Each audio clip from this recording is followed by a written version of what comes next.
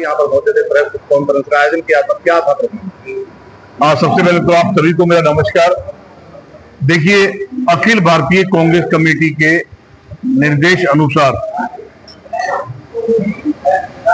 हमारे संगठन सृजन अभियान के तहत आज फरीदाबाद में बतौर ऑब्जर्वर मध्य प्रदेश से हमारे परम आदरणीय परम सम्मानीय सीएलपी लीडर नेता प्रतिपक्ष हमारे उमंग सिंगार जी और उनके साथ आए बतौर सह पर्यवेक्षक श्री चंद्र प्रकाश जी, एमएलए हरियाणा आदमपुर, वरिष्ठ कांग्रेसी नेता हमारी कांग्रेस पार्टी के वजीर सिंह पन्नू जी, वो भी सह प्रभारी उनके साथ इस अभियान में, और हमारे बड़े भाई किसान कांग्रेस के जिलाध्यक्ष रहे हैं, पुराने साथी रहे हैं, टोहाना से बड़े भाई बलजिंदर थारवी जी आदि सब लोग फरीदाबाद में आए। पहले तो मैं सबका स्वागत करना चाहूंगा। आज उन्होंने भी प्रेस कॉन्फ्रेंस भी करी है यहाँ पर। अब उनका लगभग कम से कम 4 दिन का उनका प्रोसीजर है फरीदाबाद में, जिसमें वो हर विधानसभा में जाएंगे। जहां तक हमें पता चला है, कांग्रेस पार्टी ने अखिल भारतीय ने उनको कहा है कि फरीदाबाद में 2 नए जिलाध्यक्ष बनाए या 1 बनाए, जो कहा है उनको कहा है। हमारा काम है अपनी अपनी सबको प्रेजेंटेशन देनी, हमारा काम है उनका इस काम में सहयोग करना। इस नाते हम यहाँ पे आज मिले उनसे पीसी के बाद। अब वो सबसे मिल रहे हैं। कल बल्लभगढ़ विधानसभा में जाएंगे सुबह वो, फिर उसके बाद जाएंगे ओल्ड फरीदाबाद 89 विधानसभा क्षेत्र में, फिर उसके बाद वो जाएंगे बड़गढ़ विधानसभा में कल, यानी कि 23 तारीख को संडे को।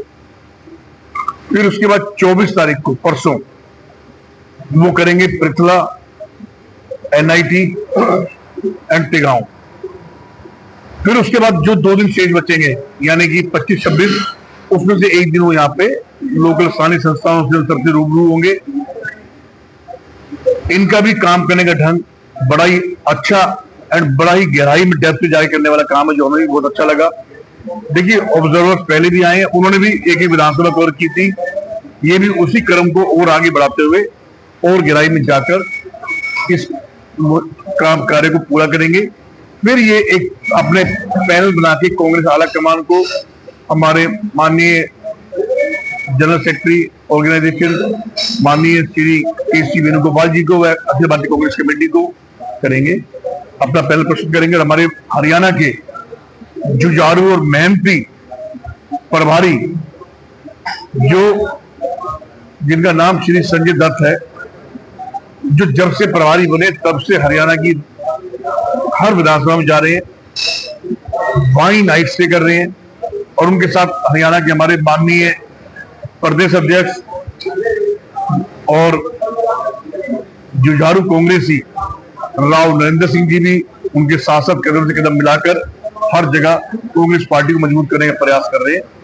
उन्हीं का अनुसरण करते हुए और हमारे प्रदेश के तमाम नेता जो सब अपने अपने ढंग से कांग्रेस पार्टी के लिए कार्य कर रहे हैं, उन सबका अनुसरण करते हुए अब कांग्रेस को और मजबूती के लिए ये प्रयास शुरू हुआ है। 3 साल अभी चुनाव में शेष है। अब जो भी पार्टी में अध्यक्ष की जिम्मेवारी मिलेगी, मैं ये कहना चाहूंगा, चाहे किसी व्यक्ति, किसी समाज, किसी भी को मिले, वो एक बात का निश्चय जरूर कर ले। मैं एक प्रार्थना करना चाहूंगा, अब 3 साल बचे हैं। इस देश से, इस प्रदेश से, फरीदाबाद से इस बीजेपी के जंगल राज को खत्म करना है। उसके लिए आपको, हमको सबको आगे आना पड़ेगा। एक तरह से कह लीजिए घर बार भी छोड़ना पड़ेगा। मैं भी तैयार हूँ और आप भी सब तैयार रहे। ऐसा क्या हुआ 6 महीने के अंदर जिलाध्यक्ष के बनाने के लिए? बता दें। नहीं, ये आपके पास गलत सूचना है। आप कुछ नीचे सवाल करा था, हमारी माननीय प्रभारी जो ऑब्जर्वर आए उनसे 1 साल से ऊपर हो चुका है। पहली बात, अगस्त की 10-11 तारीख के आसपास अराउंड फिट हुई थी। आज हम अगस्त की 22 तारीख पे खड़े हैं, तो 1 साल से ऊपर हो गया है। उन्होंने भी कार्य अच्छा किया होगा। पार्टी का अपना आंतरिक निर्णय है, क्योंकि हो सकता है पार्टी उनकी जिम्मेवारी कहीं और लगाना चाहती हो, उनसे और ज्यादा काम लेना हो, कहीं प्रदेश में लगाना हो, किसी और जिले में लगाना हो, किसी और प्रदेश में ड्यूटी लगानी हो। तो ये पार्टी का निर्णय है। और ऐसा होता है कि देखिए, 5 उंगली एक समान नहीं होती। कोई व्यक्ति किसी चीज के लिए बनाए, कोई व्यक्ति किसी चीज के लिए बनाए, तो इसका निर्णय पार्टी लेगी, कौन व्यक्ति कहाँ पे कौन। समिति क्या देहात और शहरी जो अलग अलग जिलाध्यक्ष बनाए जाएंगे? अभी तक जो हमें सूचना मिली है, हमें यही मिली है कि देहात का जिलाध्यक्ष अलग होगा, शहर का अलग होगा। 3-3 विधानसभा बांट दी जाएंगी, जो हमें सूचना मिली है। बाकी जो कांग्रेस पार्टी का निर्णय होगा, हमारे ऑब्जर्वर CLP लीडर साहब का आदेश होगा, मानने होगा। जो पुरानी जो चली आ रही है बात के भाई जिलाध्यक्ष बलजीत कौशिक जी को हटाया जा रहा है, तो ये अफवाह थी या फिर क्या कुछ इसमें भी कुछ बात है? नहीं हटाया, मैं इसे हटाया नहीं कहूंगा। देखिए, वो पुराने कांग्रेसी हैं, वो भी कोई नए कांग्रेसी नहीं है। हालांकि उनके भाई विधायक रहे हैं, लेकिन उन्होंने भी अपने भाई के साथ पूरा साथ मिला के कांग्रेस पार्टी में कार्य किया है। और देखिए, मैं कहता हूँ 5 उंगली एक समान नहीं होती ना। हो सकता है कोई व्यक्ति इससे भी बड़े पद के लिए बनाओ, कोई हो सकता है इस व्यक्ति को कुछ और भी जिम्मेवारी देनी हो, या कोई कमी भी रह गई हो। तो इस बारे में कहने वाला मैं कोई नहीं होता, हमारे लिए सभी सम्मान है।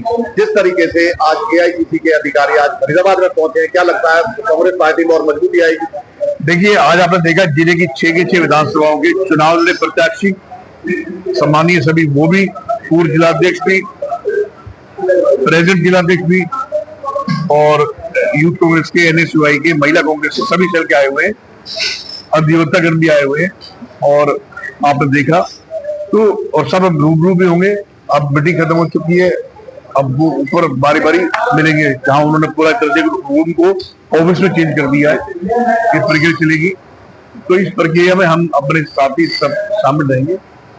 और इसके अलावा आप लोग सवाल मुझे बता सकते हैं, या मेरे साथ मेरे साथी भाई बैठे हैं, अधिवक्ता शशांक जैन जी, कोई आपका सवाल इनसे हो तो आप इनसे क्या कहना चाहेंगे? आप तमाम जितने भी अधिकारी, आपसे एक ही बात कहना चाहूंगा कि फरीदाबाद में बदलाव की आगाज हो चुका है। राहुल गांधी जी की सफाई, तो प्रदेश में अब परिवर्तन संभव। 2029 में क्या लगता है कितनी सीटें आप मानते हैं कांग्रेस पार्टी? कांग्रेस सीट है ना 70+ को मानते हैं। संगठन बहुत मजबूत से काम कर रहे हैं। संगठन की मजबूती देखी जा रही है फरीदाबाद में, लगातार जो AICC के अधिकारी पहुंच रहे हैं। अरे देखिए, मैं आपको बताता हूँ, ये फरीदाबाद की अगर बात करें तो ये कांग्रेस पार्टी का निर्णय है। हमें किसी से कोई शिकायत नहीं। हमें इतना पता है, जो कांग्रेस पार्टी का निर्णय होगा। और अगर हम बच्चे से भाई ने कहा कि इन्होंने कुछ अलग तरीके से कह दिया, मैं साफ कहना चाहूंगा, मैं उससे सहमत नहीं पूरी तरह से।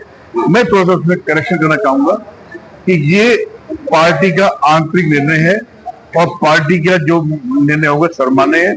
ना हमने पुराने जो अध्यक्ष रहे हैं बलजीत कौशिक जी, हमने उनका भी साथ पूरा दिया, जितना हमसे बना, जितना उन्होंने मान सम्मान दिया, जितना उन्होंने प्यार इज्जत दिया, उससे ज्यादा हमने उनको लुटाया और उनके साथ हथौड़ा में शामिल हुए। और आगे कोई और बनेगा, कोई भी बने, बहुत लोग दावेदार आएंगे भी, देहात के अलग, शहर के अलग, और तो हो सकता है मैं भी अप्लाई करूँ। मतलब आप मानते हैं कि अभी कोई असमंजस में है कहानी है, जिलाध्यक्ष की कहानी है? तो नहीं, कोई भी बन सकता है। मैं कह रहा हूँ जो बनेगा, मैं कह रहा हूँ चाहे मैं बनूं, चाहे कोई और बने, चाहे शशांक बने, कोई भी बने, मैं कह रहा हूँ XYZ कोई बने, तो हम पार्टी के हस्तिनापुर से बने हुए हैं। हमने पहले वाले का भी साथ दिया, आगे भी जो अध्यक्ष बनेगा देहात का, शहर का, उसका साथ तन मन धन से देंगे। मैं पार्टी का पिछले 26 साल से सिपाही हूँ। NSUI से शुरू हुआ था जिलाध्यक्ष, फिर यूथ कांग्रेस जिलाध्यक्ष, फिर उसके बाद में हरियाणा के जनरल सेक्रेटरी, यूथ कांग्रेस का फिर सेक्रेटरी, प्रदेश कांग्रेस का सेक्रेटरी बना, प्रदेश कांग्रेस का मैं लगातार 3 बार में स्पोक पर्सन बना हूं, और यूथ का भी जिलाध्यक्ष रहा था मैं, मेंबर ग्रीवेंस में। मैंने भी, मुझे भी सरकार, हमारी कांग्रेस पार्टी ने समय समय पर हर चीज का वो दिया है। तो हम कांग्रेस पार्टी के ऋणी हैं, और कांग्रेस पार्टी के बैनर तले आपको पता है अच्छी तरह फरीदाबाद के लोगों की आवाज उठाता हूँ। सबसे पहले मेरे लिए मेरे फरीदाबाद के लोग हैं, फरीदाबाद की जनता के लिए जी रहा हूँ, फरीदाबाद जनता के लिए कितना भी सहना पड़े सहने को तैयार हूं। लेकिन बीजेपी के जो नेता, भ्रष्ट अधिकारी जितने हैं, जब तक इनको लाइन पे नहीं लाऊंगा, मैं लड़ाई ऐसी लड़ता रहूंगा। आपको पता है, इस शहर में मैं ही वो बंदा हूं जिसने नाव भी चलाई, एक सिंबॉलिक प्रोटेस्ट किया सड़कों में भरे पानी में, कचरे के ढेर में नहीं बैठा, कूड़े के ढेर मैंने खुद उठवाए। ये सिंबॉलिक प्रोटेस्ट होता है, जिसके साथ मुझे इतनी खुशी जरूर होती है कि जहां मैं बैठता हूं वहां पर तुरंत बीजेपी के नगर निगम सिस्टम पहुंच जाता है। एटलीस्ट मैं इतना धन्यवाद करता हूं, इतना अपना को अच्छा मानता हूं कि जिस एरिया की आवाज उठाता हूं उस एरिया की समस्या अगले 2 दिन में ठीक हो जाती है। तो मेरा काम है बीजेपी को, आम आदमी की मदद करना, और बीजेपी का जो कुशासन है इससे मुक्ति दिलाना। और अभी आगे इसी कड़ी में अभी आपने देख रहा मैं कितने गंदे पानी में मंदिर के बाहर बैठा मैंने, और वहां पे तुरंत उसी समय रात तक होने से पहले पहले 6 मशीनें आ गई थी, अगले दिन 2 मशीनें और आ गई, 8 मशीनों ने रोड से पानी उतार दिया, बाकी और जगह भरा हुआ था। तो ये बीजेपी सरकार है, ये बिना दबाव के उसके कोई काम नहीं करते। आज मीडिया, आप लोग तो फिर भी हमारे समाजिक स्तंभ है, आप लोग हमारी मदद करते हैं आवाज उठाने में। आज बीजेपी ने सबके ऊपर प्रेशर पॉलिटिक्स कर रखी है, आप सबको दबा रखा है, ईडी, आईबी, सीबीआई सब इनके कब्जे में। लेकिन अब देश का युवा भी जागरूक हो चुका है। जिस युवा मतदाता को इन्हें भिगा के 3 बार सत्ता का सिंहासन लिया ना, अब आज इस देश का जो अपना युवा है अब वो जागरूक हो चुका है। मैं उनको भी सलाम करना चाहता हूं। और जब इस देश के युवाओं ने ही इस देश में बीजेपी सरकार को लाए थे, ये भी है फैक्ट, और इस देश के युवा ही रवाना करेंगे बीजेपी सरकार। क्या कह रही हो? नहीं नहीं नहीं, ये तो बहुत लंबा प्रोसेस है भैया। ये तो आज मिल रही कार्यकर्ताओं से, कल से विधानसभा वाइज जाएंगे, 6 की 6 विधानसभा में टाइम देंगे, उसके बाद ये अपना एक पैनल बनाएंगे, वो पैनल ये आगे प्रस्तुत कर देंगे कांग्रेस आला कमान को। वो जो फैसला करेंगे हमें मानने होगा। कदम से कदम मिला के चले हैं और आगे भी चलने को तैयार है। संगठन हमारा बहुत सत्ता परिवर्तन जो 2029 को करना है हमारा, कांग्रेस हरियाणा सरकार बनाएगी, 70 सीटों को लेकर संगठन हमारा बहुत मजबूत है, सब एक है।